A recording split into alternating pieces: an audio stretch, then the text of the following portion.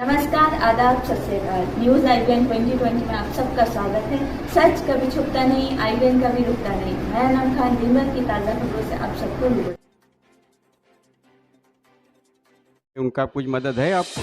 जी। मुझे भारत में बड़े बड़े जो लॉयर्स हैं उनकी हेल्प है, क्योंकि जिस तरह से इंडिया के अंदर जो पुरुषों का शोषण हो रहा है, उस वजह से सारे सोशल मीडिया के द्वारा सभी अभी इस समय एक हो चुके हैं और हर व्यक्ति इस केसेस के अंदर फंसा है, चाहे वो जजेस हो गए, चाहे IAS हो गए, चाहे IPS ऑफिसर हो गए, चाहे वकील हो गए। तो वो क्यों ना मदद करेगी मेरी, जब उनको पता है कि मेरे पे भी ये केसेस फाइल हुए हैं। तो वो लोग, उन लोगों की भी मदद मेरे साथ है। और एक एडवोकेट हैं बनारस डिस्ट्रिक्ट कोर्ट में, एडवोकेट एज ए प्रैक्टिस करते हैं वो लोग, उनका नाम पूजा विश्वकर्मा जी हैं। तो उन्होंने इस तरह की बातें, एज ए फ्रेंड है मेरे वो, तो उन्होंने मेरी पूरी स्टोरी सुनी और मेरी ही नहीं, मेरे जैसे बहुत पुरुषों की उन्होंने स्टोरी सुनी और उन्होंने डिसाइड किया कि मैं मुंबई आकर के वकालत शुरू करूँगी और आप सभी की मदद करूँगी। जो आपके साथ में मैडम बैठी हैं वो पूजा विश्वकर्मा जी हैं, तो मैं उनसे भी कुछ जानना चाहता हूँ कि आप किस तरह जो हेल्प कर रही हैं।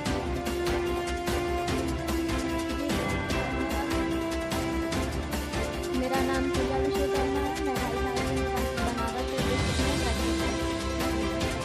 और अभी जी, मेरे हिसाब से जो 498A है बहुत ही भयंकर रूप ले चुका है और इससे परिवार बिल्कुल टूट रहा है। और 497 जो है कुछ सुधारों के साथ उसको को विचार करना चाहिए, उसको फिर से लाना चाहिए। और जिससे एक्स्ट्रा मैरिटल अफेयर बढ़ गया है, 497 खत्म होने की वजह से। 498 आप बोल रहे हैं ना, इसके बारे में और काफ़ी लोगों से मैं इस बारे में जानकारी लिया हूँ। तो वो ये जनता जो भारत की है तो विरोध करता ही है, लेकिन ये भारत के जो कानून है ये ऐसा कैसा बन गया है, इसके बारे में आप कुछ बता सकते हैं? कुछ तो सामाजिक परिवेश है, वेस्टर्न कल्चर हमारे इसमें ज़्यादा आ गया है। परिवार की पकड़ बच्चों पे कमज़ोर हो गई है और पेरेंट्स बच्चों पे बहुत ज़्यादा कंट्रोल करने लगे हैं। उनको उस चीज़ पे कंट्रोल करना चाहिए जो कि जिससे उनका फ्यूचर बर्बाद हो सकता है। तो पेरेंट्स हर चीज़ पे कंट्रोल करते हैं जिससे वर्ड वैल्यू उनकी बच्चों के सामने घट जाती है। वो हर एक बात को इनकार करते हैं, समझना नहीं चाहते हैं। तो इस तरीके से पेरेंट्स को समाज को कुछ सुधार के साथ अपने चीज़ों को बनाने, क्योंकि समाज है, भारत जो भी देश है, उन सबको लेकर चलना ही है। तो हमें कुछ सुधार के साथ अपने आप को फिर से सकारात्मक प्रयास करना चाहिए। बड़ी तो समाज भी होता है ना, अगर कानून कुछ भी बना देता है, धारा या कुछ भी नियम कानून, अगर कानून बोलेगी किसी की वाइफ किसी के साथ भी जा सकती है, घूम फिर सकती है, ये समाज तो नहीं ना मानता है। समाज की नज़र में ये गलत है। अगर किसी के साथ भी होते हैं ना, कोई भी कैसा अपना समाज को रूल तोड़ सकता है। तो इसमें एक तरफा था ना 497 में, फिर पत्नी तय करेगा कि वो किसी और के साथ जाएगी या नहीं जाएगी। तो इसमें ये भी होना चाहिए कि पत्नी की सहमति हो चाहे पति की सहमति हो, शादी हुई है तो दोनों लोग एक दूसरे के बने हैं, ना कि किसी अन्य के लिए, किसी तीसरे पर्सन के लिए। 497 का तो विरोध हर जगह मैं देखता हूँ और कहीं भी ऑल इंडिया में पुरुष आयोग का आंदोलन भी होता है कि कुछ कानून में संशोधन हो। तो आगे चल के देखा जाएगा, आंदोलन ये होता है जो काफ़ी विरोध प्रदर्शन होता है, आगे चल के कानून में क्या सुधार आता है वो तो अब यहाँ की कानून ही बताएगा भारत का। तो आगे कुछ आपका कोई भी कुछ तकलीफ़ रहेगा तो आप हमारे चैनल को बता सकते हैं।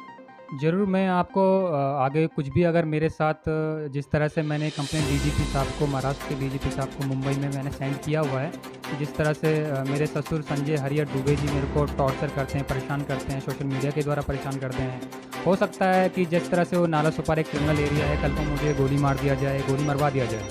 तो उस हिसाब से तो मैं आपके साथ कनेक्ट रहूँगा ही रहूँगा, क्योंकि पुलिस प्रशासन तो देखिए एक हद तक ही काम कर सकती है। मीडिया एक ओपनली एक मीडिया है कि वो बहुत अच्छे से काम कर रही है। लेकिन यहाँ मैं एक मैसेज आपके न्यूज़ चैनल के द्वारा एक मैसेज उन पुरुषों को देना चाहता हूँ जो पुरुष 498 डोमेस्टिक वायलेंस 125 CRPC के द्वारा प्रताड़ित हो रहे हैं, जिनके मम्मी पापा को परेशान किया जा रहा है, उन दुष्ट बहुओं के द्वारा परेशान किया जा रहा है। मैं उन सभी भाइयों को एक मैसेज देना चाह रहा हूँ कि कोई भी भाई सुसाइड ना करे, बिल्कुल भी। केवल और केवल इन केसेस से लड़ने का तरीका सोशल मीडिया के द्वारा एक साथ आवाज़ उठाने का है और अपनी आवाज़ बुलंद करने का है।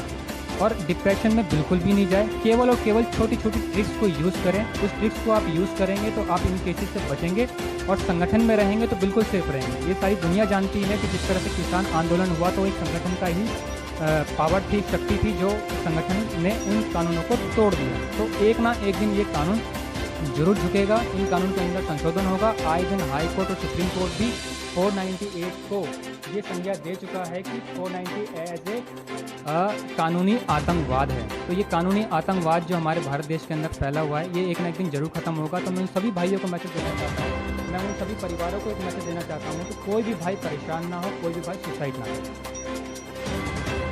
बिल्कुल सही बोले हरिद्वार तिवारी जी ने। ये मैसेज सभी को जाना चाहिए जो जिस भाइयों का कोर्ट में केस चल रहा है, 498 का दहेज उत्पीड़न केस चल रहा है, तो उनको ज़रा अच्छे से लड़ाई लड़ना चाहिए कि आगे चल के जीत होए। धन्यवाद। मैं IBN न्यूज़ से अनिल वर्मा।